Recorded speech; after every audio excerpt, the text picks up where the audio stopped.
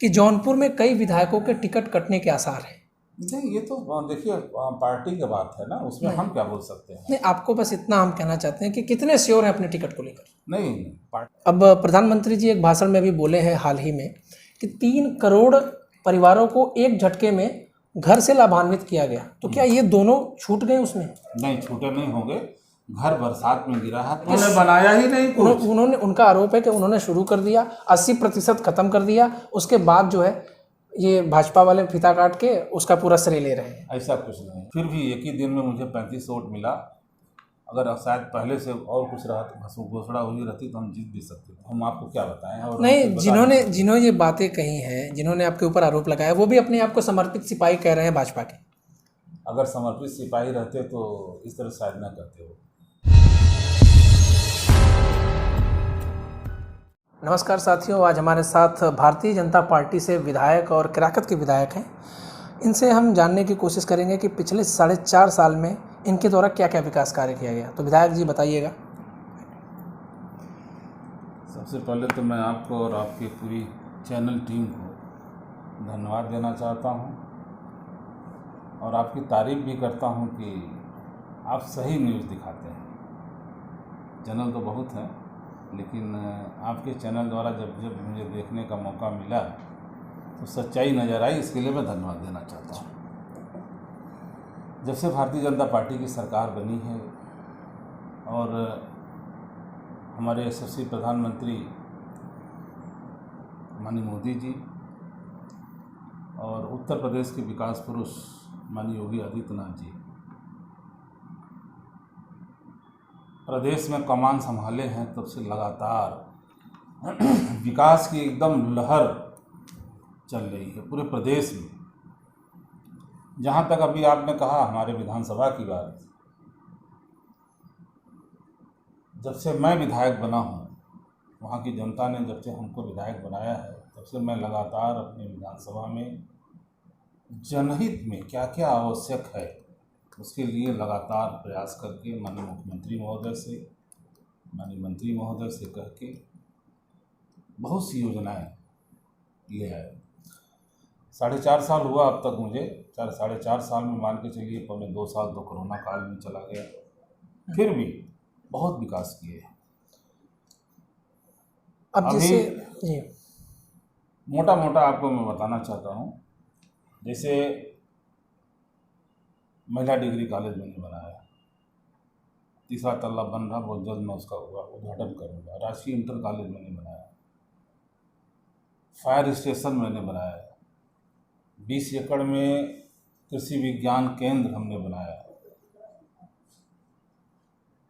बच्चों को खेलने के लिए हर गांव में, युवाओं के लिए हमारी सरकार बहुत सी योजनाएं लाई है। युवाओं को खेलने के लिए हर गांव में मैदान, हर गांव में मैदान। देखिए, उस मैदान के बारे में मैं जिक्र करूं कि आपने खेल के मैदान के बारे में बात करी।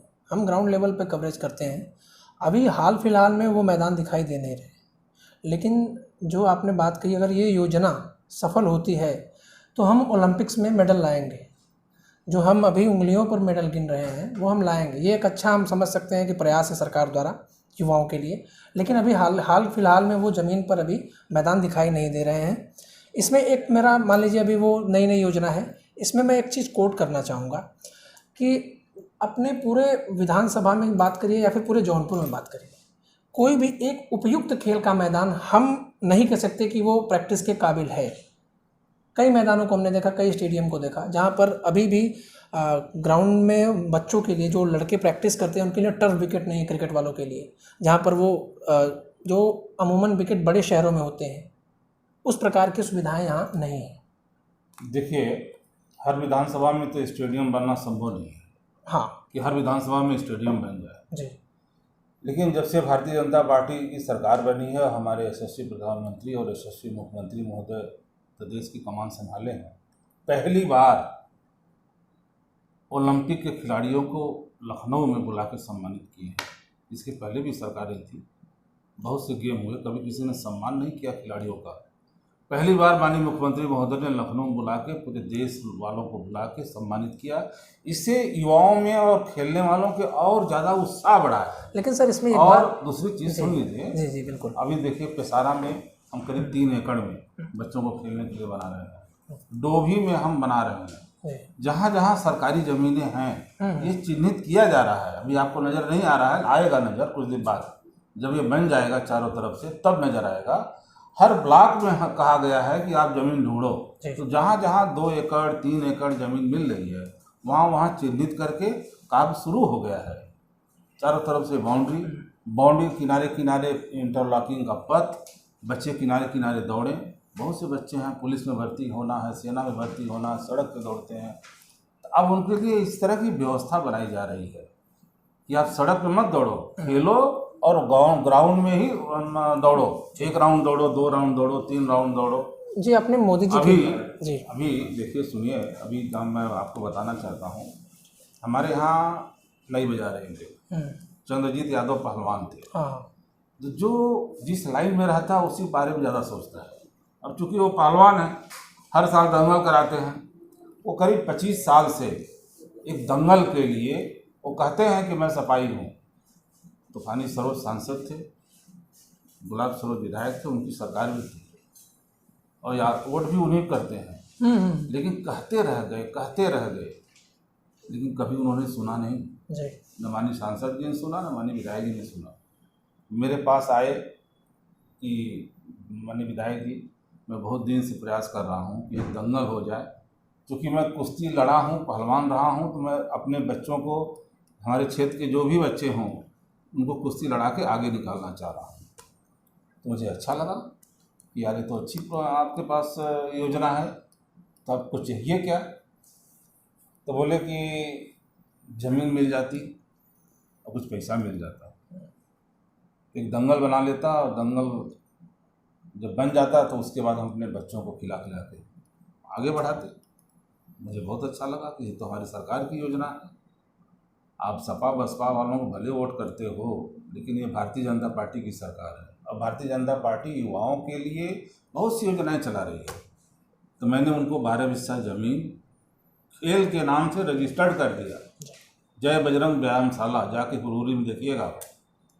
और 10 लाख रुपया भी मैंने दे दिया कि चारों तरफ से बाउंड्री बना लो, पथ बना लो, बैडमिंटन, वॉलीबॉल बच्चों को खिलाओ, जो या डंबल और जो एक्सरसाइज का होता है वो दे दिया।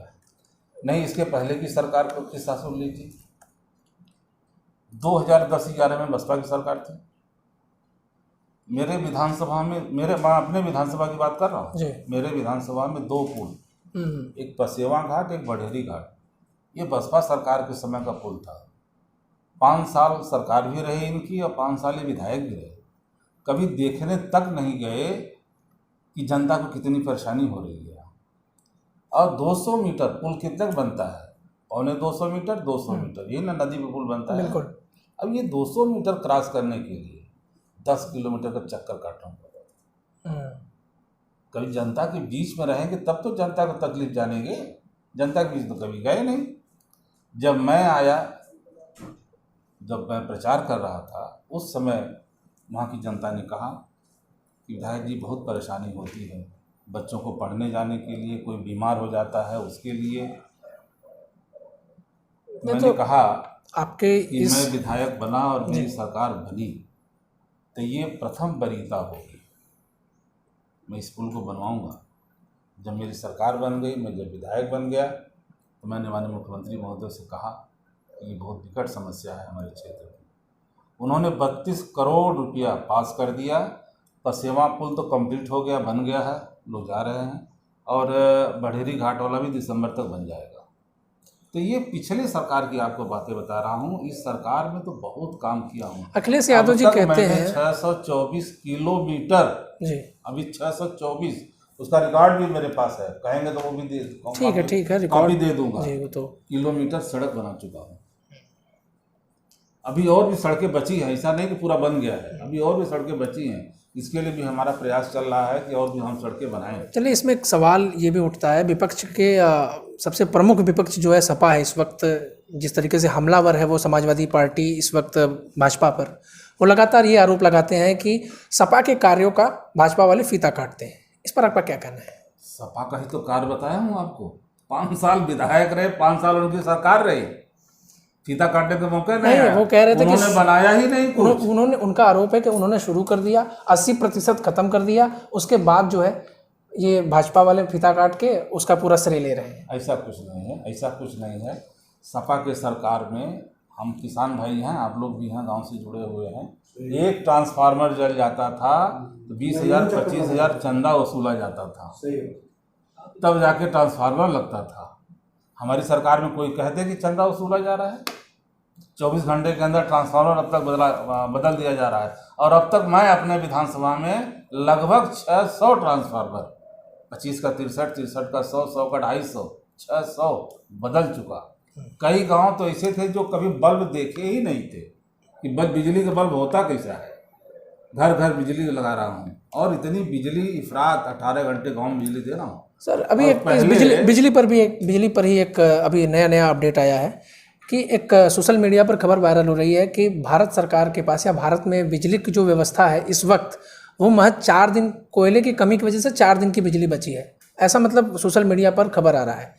सोशल मीडिया से मतलब ऐसा सोशल मीडिया में तो बहुत कुछ चल रहा है। नहीं तो ऐसा जनता के बीच सोशल मीडिया से सरकार नहीं चलती ना। वो ठीक है, हम ये कह रहे हैं कि जनता के बीच में ये भ्रम फैल रहा है, तो क्या इस पर क्या कहेंगे कि ऐसा इस बात में कोई सच्चाई? ऐसा गलत बात है, ऐसा कुछ नहीं है गलत। अब जब जिसको दुष्प्रचार करना है तो कुछ भी सोशल मीडिया पर चला देगा। नहीं, ये खबरें आई हैं मीडिया नहीं, सोशल मीडिया को हम सही नहीं मानते हैं। अगर ऑथेंटिक कोई बात हो तो बताइए। ऐसा नहीं है कि केवल 4 दिन बचा, उसके बाद क्या होगा? 4 दिन बाद ऐसा मतलब मैं मेरी तरफ से नहीं रहेंगे, आप भी रहेंगे। 4 दिन बाद देखा जाएगा कि हाँ पूरे का देश में अंधेरा हो जाएगा। अच्छा, अब चलिए आपके विधानसभा में ही आते हैं। आप ये बताइए, भारतीय जनता पार्टी ने कोई प्लांट लगाया क्या? कोई पावर प्लांट लगाया क्या?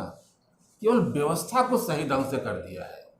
कोई पावर प्लांट अलग से नहीं लगाया जो बिजली इफरात मिल रही है। उनके समय में बिजली मिलती नहीं थी। ठंड में किसान लोग जाते थे, वो रात को बिजली आती थी।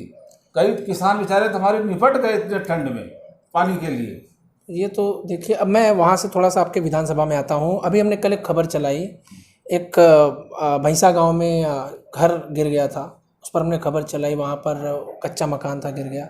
और वहीं के ठीक बगल एक निषाद जी का घर है, वो 4 महीने पहले से ही गिरा है। दोनों जगह की हमने खबर देखी और उसको कवर किया। तो अब प्रधानमंत्री जी एक भाषण में भी बोले हैं हाल ही में कि 3 करोड़ परिवारों को एक झटके में घर से लाभान्वित किया गया। तो क्या ये दोनों छूट गए उसमें? नहीं, छूटे नहीं होंगे। घर बरसात में गिरा है तो हम तो धन्यवाद देंगे माननीय मुख्यमंत्री महोदय को कि उन्होंने गरीबों के लिए बहुत सी योजना चलाई। हमारे विधानसभा में 7,500 मुसहर आवास अब तक मैं बना चुका हूँ। मुसहर आवास जिनको कभी कोई पूछता ही नहीं था, किसी सरकार ने नहीं पूछा। और अभी जैसे आप बता रहे हैं 2 दिन पहले की घटना बता रहे हैं आप, यही है एक 2 दिन पहले की है, 4 महीने पहले की? नहीं, वो हमको जानकारी नहीं है। अगर हमको जानकारी होती तो हम अब तक आवास दिलवा दिए होते। और जिनकी बात कर रहे हैं आज ही मुझे मालूम पड़ा है 2 दिन पहले घर गिरा है। लेखपाल जाके रिपोर्ट लगा लिया है।